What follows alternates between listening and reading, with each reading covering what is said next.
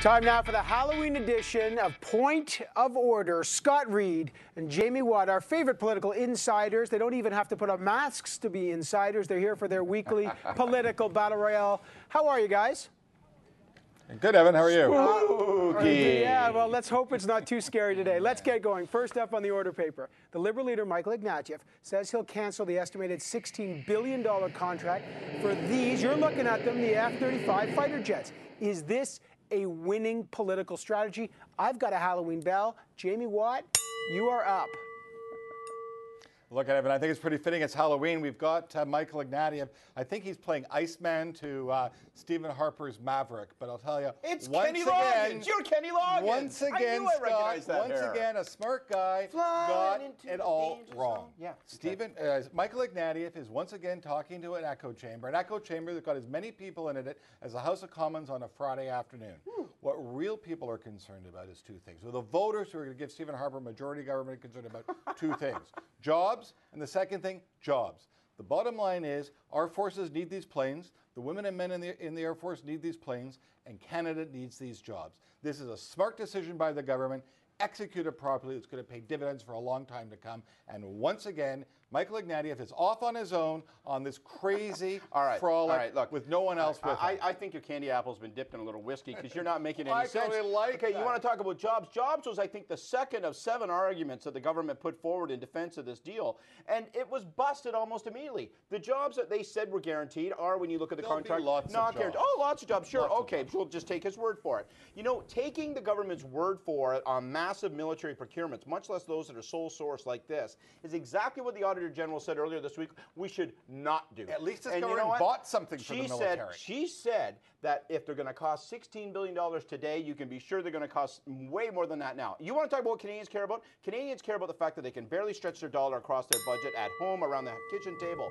$16 billion headed north. Got to go to question 2. These guys are still arguing about jobs and planes. Let's stick with the military because the Special Committee on the Mission in Afghanistan heard from the Foreign Affairs and Defense Ministers, as well as from Canada's top soldier, about our military's eviction from the United Arab Emirates. Remember, a few weeks ago, the government of UAE said Canada could no longer continue to use its secret military base there, Camp Mirage. The move came after our government refused to increase landing rights access in Canada for the UAE's 2 state-run airlines. Question: Canadian personnel will have to be out of there as soon as next Friday. Did the government bungle this one? Let's go with Scott Reid.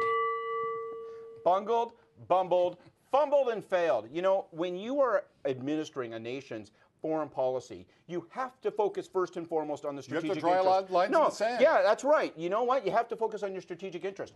How about access to the military base for our women and men in uniform? That was in our strategic interest. How about actually getting a seat on the UN Security Council? That was in our strategic interest. Talk about missing the forest for the trees. This government says, you know what, we're going to get self-righteous. We're going to say no on this landing strip thing.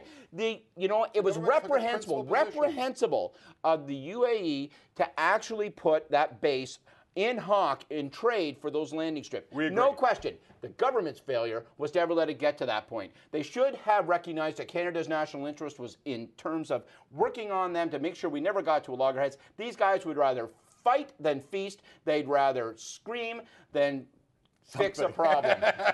Well, I'll tell you, listen, I think this looks bad on everybody. I think it is ridiculous. I think this is like sandbox diplomacy, which is appropriate, because like the UAE took their bat and went home because they didn't like the way that we were playing. But at the end of the day, you got to decide which horse you're going to back. Maybe in this case, why get in the sandbox with them? Which camel you're going to back. And at the end of the day, I'm going to take Democratic Canada taking a principled position versus the unelected UAE. And you know, if the government is going to take a position and say that's as far as we're going to go, that's what we got to do. You know what?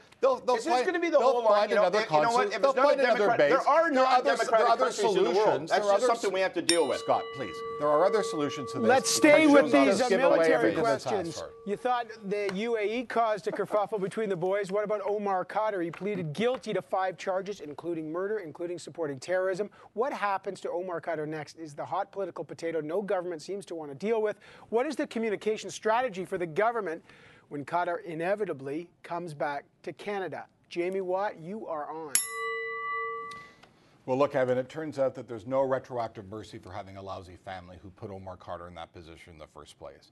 And that's just the cards that guy was dealt. It's also turning out, Scott, that all the things that you said about this guy's a bad dude. Yeah. He's unrepentant. He's dangerous. He's an extremist, right? And he's a bad guy. Shocker. So he was in Guantanamo Bay. So we've got a system that's in place. And he doesn't live there. No, exactly. So we've got a system in place, a testimony that's been put forward in this thing. He'll eventually come back to Canada, no doubt. The testimony that's been put forward in the thing will be available to the parole board. The parole board will make appropriate decision, and we've got a system that'll work it out. Now, if we don't like that, that's one thing. But at the end of the day, that's the system we've got. And maybe we should change the parole board, but that's a fight for another time. At the end of the day, this is played exactly as the government said it would. They're right on. Two things about the government on this, right? One, be smart. Two, tell the truth. That would be a smart communication strategy on this, because from the beginning, the government has actually moralized and grandstanded on this issue, said that it wouldn't have Omar Khadr back. You know what that did? That alienated state. It alienated the White House, as if we need to anger this White House and this U.S. administration more.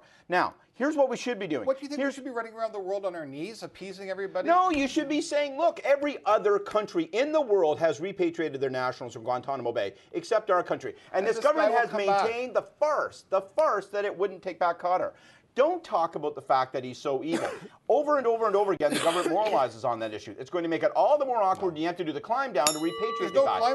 The government has denied that it's been talking to state and that it's got an agreement in place to take him 1 year. It's prediction time, guys. It's prediction time. We're not going to ask if, when, and if Omar Khadr will come back to Canada, although I'm happy if you want to answer that. We're not asking if you're going to read Keith Richards' new biography, or if you're a Mick man or a Keith man. No, we are asking you what will the party leaders dress up as for Halloween this year? That's right. That's what we're asking. Scott Reid. Dress up? This is the greatest night of the year for Stephen Harper, because it's the one time of the year that he doesn't have to dress up. He can let the mask fall, reveal his true visage to all of Canada. El Diablo, the devil. That's who this Conservative Prime Minister is. So he won't be dressing up at all tonight, but he'll be having lots of fun as his normal self. Michael Ignatieff, well, let's face it. I mean, the guy, you know, he could use a little bit of the love, a little bit of the popularity, a little bit of the popular touch. So I think he should be going out this year as Justin Bieber with the old baby-o looking for votes. And then, of course, Jack Layton. You know, Jack Layton, I'm reminded of that great old Shel Silverstein book, The Giving Tree. And that's what I think Jack is going to go out, because after all, he's been giving governments to Conservatives now for 5 years with the way he tries to split the left vote and tell people that Liberals are even more evil than the Conservatives, which is obviously untrue. You know, I've been wondering for months about that goatee you grew, but it was all leading up to today and that mask. Listen, when it comes to the leaders, Jack Layton, he's going to go out as the rent is too damn high guy. I think he's going to channel his municipal experience, and that's how he's going to trick or treat around Toronto this time. I think Iggy is going to go out as Mike the Situation Sorrentino. You know, he got in touch with the Canadian people, the average he's packing Canadian a six-pack people, there. and now he's going to pack a six-pack as he trick or treats around town. And finally, a big night for the Prime Minister. He's going out as his favorite maverick. He's wanted to do that, I think, for years. Laureen finally said it was okay, so tonight's the night he's going to trick or treat around his neighborhood dressed Two references to Top There Gun we for go. Jamie Watt. Jamie Watt, serious Tom Cruise love going on here. There you go. Oh, go figure. Out of the closet. That does it for Point of Order. I hope you guys don't need to dress up. You are experts in any disguise. Good to see you, boys. Good to see Have you a too, great Evan. week. We'll see you in 1 week, Evan, when we'll be back, and I'll still be right, and Jamie, you'll still be wrong, no matter how you're dressed. See you in a week.